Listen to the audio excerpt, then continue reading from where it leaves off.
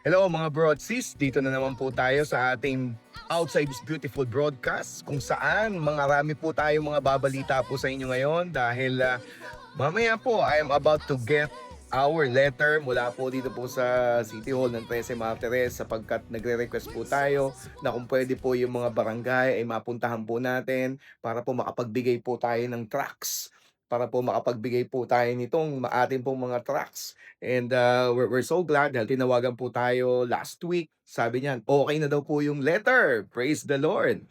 Okay na daw po at pwede po tayo mabigay ng truck sa bawat barangay dito po sa 13 Martires at ganoon din po sa mga subdivisions yung may letter po tayo because we want to share this message. Ano po, ito lang po pamimigay po natin dito po sa 13 Martires. Ilan pong barangay po dito?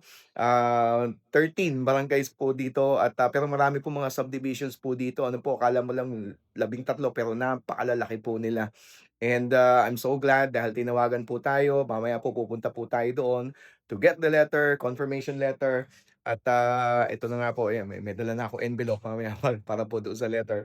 And ano pa ba, at naka-request din po tayo na kung pwede po ilagay po doon po sa kanilang malaking wall, yung malaking LED wall, ito pong ating pong tracks kung pwede po dahil actually ni-request ko ito para sa mahal na araw.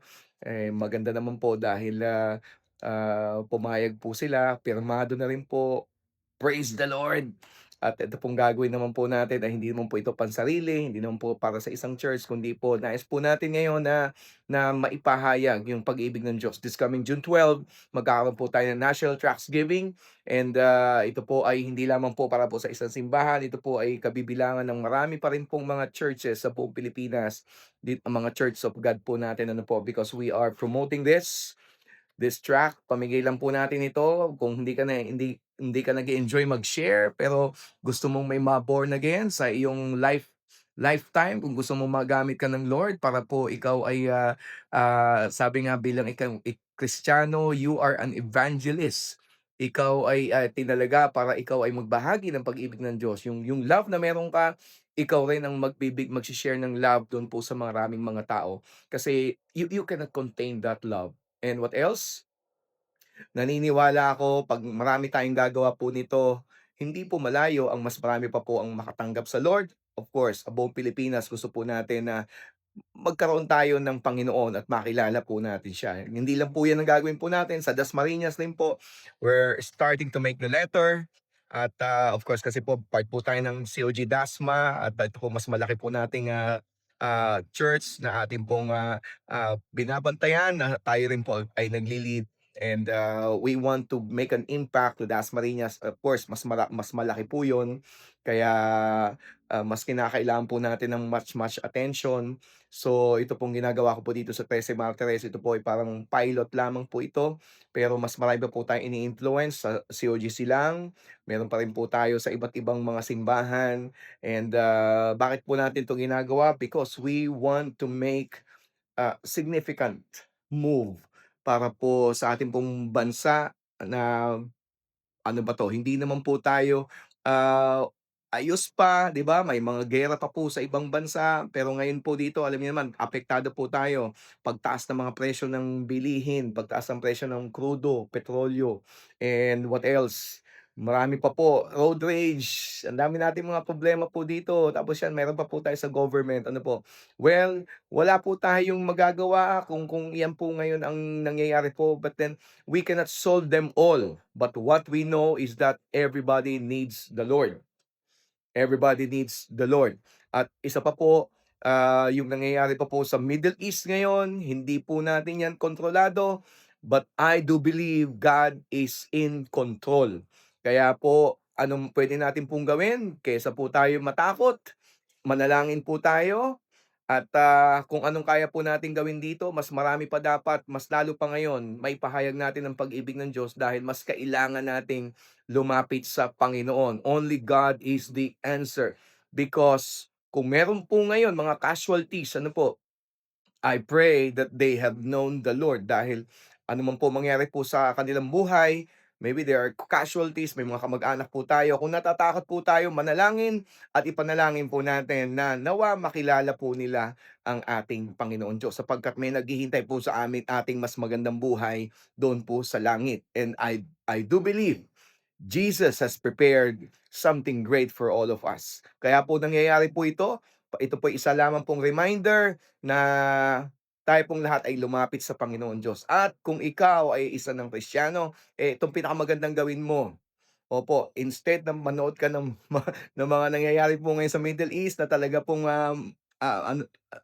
babahala ka, nenerbyusin ka, maganda po lumabas po tayo, ipahayag natin ng Word of God or i-share mo yung magandang bagay na nangyayari sa'yo despite the things that have been happening all over the world. Pumunta muna tayo, mag-focus po muna tayo sa ating pamilya, sa ating pong gagawin. Everything must be running normal. At kung normal yan, ang normal na dapat mong ginagawa, yung isinasama mo si Lord sa iyong buhay at meron kang pagkakataon na maibahagi ang Panginoon sa buhay mo. Okay, so yun ang normal, opo. Sabi everything is normal, 'pag wala si Kristo hindi normal 'yan, 'di ba? Hindi normal 'yan. 'Pag wala si Lord or you're not attending the church at kung uma-attend ka ng church at meron ka ng urge para, maglingkod or meron ka ng urge na, "I have to do something." Ikaw 'yan, talagang hinahanap na ng katawan mo na meron kang gagawin, hindi lamang sa pangsarili gagawin mo kundi maganda gawin mo rin ito para sa Lord or in the expansion of His kingdom. Countries, they go to war because they want expansion of their kingdom. Pero alam mo kapatid, alam mo you don't need to get to war in order to expand the kingdom of God. Ang Panginoon Diyos gusto rin niyang i-expand ang kanyang kingdom dito po sa lupa. Opo, bago pa man siya dumating, maganda po marami na pong nakakilala sa kanya. Be part of that expansion. Alam niyo po, sasabihin po natin, wala naman akong magagawa diyan, hindi ko naman kaya 'yan. But I have the burden. Alam niyo po, sa bansang Israel, ang Panginoon Diyos, hindi naman sila tinrain sa battle. Hindi naman sila tinrain na maging edukado. Opo, or hindi sila tinrain na everything. They just had a God. Meron lamang po silang Diyos. Marami pong mga tao po sa Bible, they are not trained, they are not physically fit, they don't have anything, but what they have is the Lord. Remember, nung pong hinati ng Panginoon yung dagat, sino pong kailangan niya? Si Moses na tagasunod lamang po niya. Ano po? Isang mabuting tagasunod, isang mabuting tagapakinig. Sinabi lang po ng Lord sa kanya, itaas mo yung staff habang natatakot po yung mga tao. Itaas mo yung staff. Nandun po sila sa harapan ng Red Sea. Just step on the water. Go. 'Di ba? Sabi niya, lumakad ka lang. Minsan kailangan po natin maintindihan po ito, ano po, yung minsan sumosobra po ang ating pong tapang, nag-aaral, at tama naman po yun, ano po, talagang ina-analyze po natin bawat isa. Pero kung titingnan po natin sa salita ng Diyos, maraming mga bagay hindi mo masosolve, maraming mga bagay hindi mo maintindihan. Ang kailangan mo lamang, especially sa mga pinagdadaanan mo ngayon, sa mga problema mo ngayon, kailangan mo lang sumunod sa Panginoon Diyos. And that is enough. What you have today is faith. What you have today is the things that you have achieved.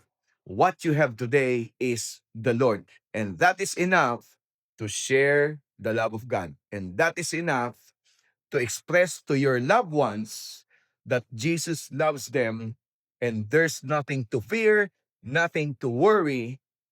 All you need to do is to worship and share the message of hope. At ganun din po gagawin po natin. This coming June 12, magkakaroon po tayo ng malawakang paglabas kung saan ipapamahagi po natin ang mga tracts na ito. Marami na po tayong na-print. Kinuwenta po namin, nasa 2 million ang amin po na ipa-print ngayon. Ano po? And marami pa pong mga churches ang nagpapaprint po nito. At para po makasabay sa June 12 tracts giving. Bawat barangay, bawat sitio, ang simbahan dapat na pong may ginagawa ngayon. Hindi lamang po ito sa paglago. If we want to expand the kingdom of God, opo, kung naramdaman mo si Lord ay naging malaking tulong sa iyo, si Lord God ang nagpa-realize sa iyo kung gaano kanya kamahal at na-realize mo na kailangan mo si Jesus Christ, it's time to share this. At, kung tingin mo sa buong pamilya mo, eh, nahihiya ka, mas lalong kailangan mong lumabas to get that encouragement and courage to share the message. Ba't ko po 'to sinasabi? Sapagkat naranasan ko na po 'yan, ano po. Kapag naintindihan ko na meron namang nagmahal sa akin, walang iba kundi ang Panginoon Diyos, walang dahilan para ako'y matakot. Walang dahilan para hindi ako kumilos. Ang kailangan lang pala, gumalaw ka, kumilos ka. At, sa ginagawa po natin walang sisikat. Ang isa lang ang sisikat ngayon, walang iba kundi ang ating Panginoon Diyos. And may God bless you. Mga kapatid, this coming June 12, ini-invite ko po kayo. Tayo po'y mamigay ng tracts. Tayo po ay lumabas. Sapagkat kung mahal mo ang Pilipinas, panahon na para lumabas, hindi para mag-rally, kundi para ipahayag ang pag-ibig na wagas ng ating Panginoon. God bless you. Until next time. Bye-bye.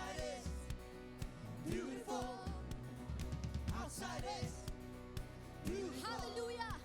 Where Jesus walked, it's beautiful. Come on, we say, where Jesus walked, hallelujah, it's beautiful. Where Jesus stood, it's beautiful. Where Jesus said,